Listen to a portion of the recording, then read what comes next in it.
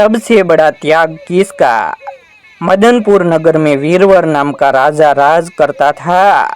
उसके राज्य में एक वेश्या था जिसका नाम हिरण्यदत्त था। उसके मदन सेना नाम की एक कन्या थी। एक दिन मदन सेना अपनी सखियों के साथ बाग में गई। वहां संयोग से सोमदत्त नाम का सेठ का लड़का धर्मदत्त अपने मित्र के साथ आया हुआ था। वह मदन सेना को देखते ही उससे प्रेम करने लगा। घर लौटकर वह सारी रात उसके लिए बेसन रहा। अगले दिन वह फिर बाग में गया। मदन सेना वहां अकेली बैठी थी। उसके पास जाकर उसने कहा, तुम मुझसे प्यार नहीं करोगी तो मैं प्राण दे दूंगा। मदन सेना ने जवाब दिया, आज से 5वें दिन मेरी शादी होने वाली है, मैं तुम्हारी नहीं हो सकती। वह बोला, मैं तुम्हारे बिना जीवित नहीं रह सकता। मदन सेना डर गई, बोली, अच्छी बात है, मेरा ब्याह हो जाने दो। मैं अपने पति के पास जाने से पहले तुमसे जरूर मिलूंगी। वचन देके मदन सेना डर गई। उसका विवाह हो गया और वह जब अपने पति के पास गई तो उदास होकर बोली, आप मुझ पर विश्वास करें और मुझे अभय दान दे तो एक बात कहूँ। पति ने विश्वास दिलाए तो उसने सारी बात कह सुनाई। यह सुनकर पति ने सोचा कि यह बिना जाए मानेंगी तो नहीं, रोकना बेकार है। उसने जाने की आज्ञा दे दी। मदन सेना अच्छे अच्छे कपड़े और गहने पहन कर चली।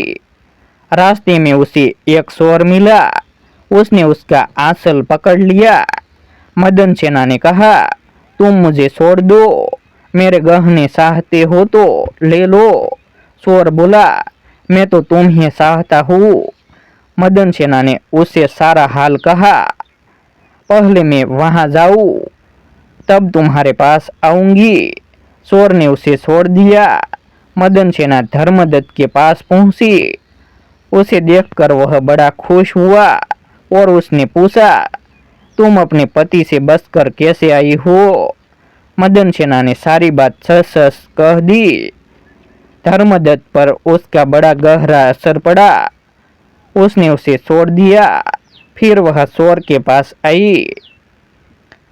चोर सब कुछ जानकर बड़ा प्रभावित हुआ और वह उसे घर पर छोड़ गया। इस प्रकार मदन सेना सबसे बचकर पति के पास आ गई। पति ने सारा हाल कह सुना तो बहुत प्रसन्न हुआ और उसके साथ आनंद से रहने लगा।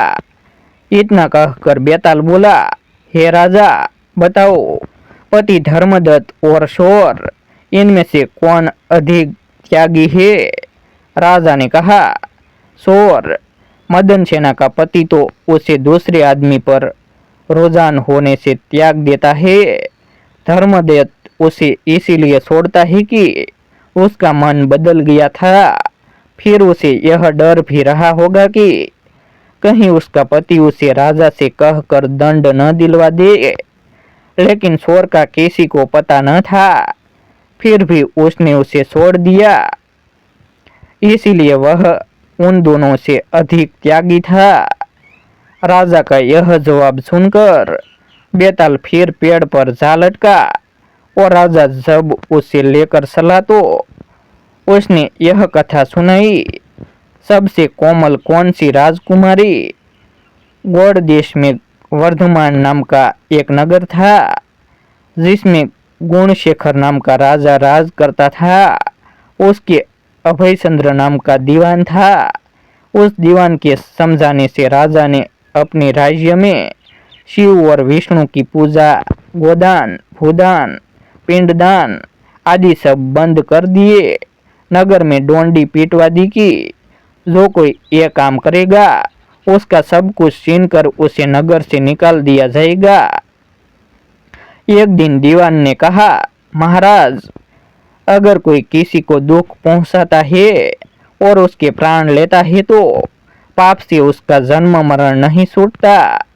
वह बार बार जन्म लेता और मरता है। इससे मनुष्य का जन्म पाकर धर्म बढ़ाना चाहिए। आदमी को हाथी से लेकर चींटी तक सबकी रक्षा करनी चाहिए।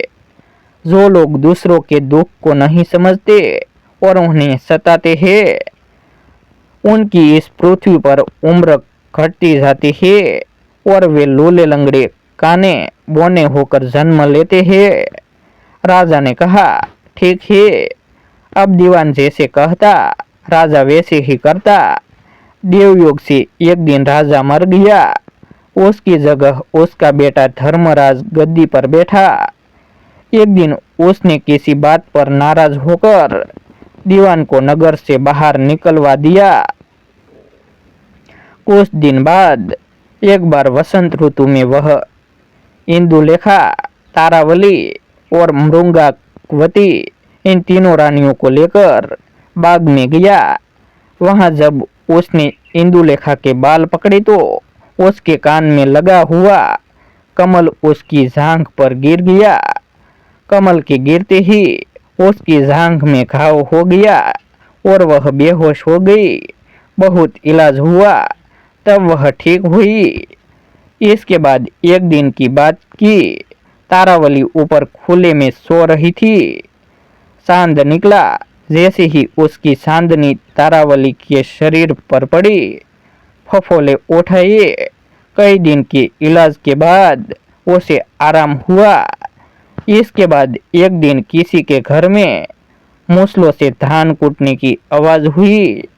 सुनते ही मृगांकवती के हाथों में साले पड़ गए। इलाज हुआ, तब जाकर ठीक हुई। इतनी कथा सुनाकर बेताल ने पूछा, महाराज बताइए, उन तीनों में सबसे ज्यादा कोमल कौन थी? राजा ने कहा, मृंगावती, क्योंकि पहली दो के घाव और साले कमल और चांदनी के सोने से हुए थे। तीसरी ने मूसल को छुआ भी नहीं और साले पड़ गए, वही सबसे अधिक सुकुमार हुई। राजा के इतना कहते ही बेताल 9-2-11 हो गया। ऐसे ही नए नए वीडियो देखने के लिए हमारे YouTube चैनल सब्सक्राइब करें, वीडियो को लाइक करें और शेयर करें। फिर मिलते हैं एक नई स्टोरी के साथ। आभार। जय हिंद, जय भारत।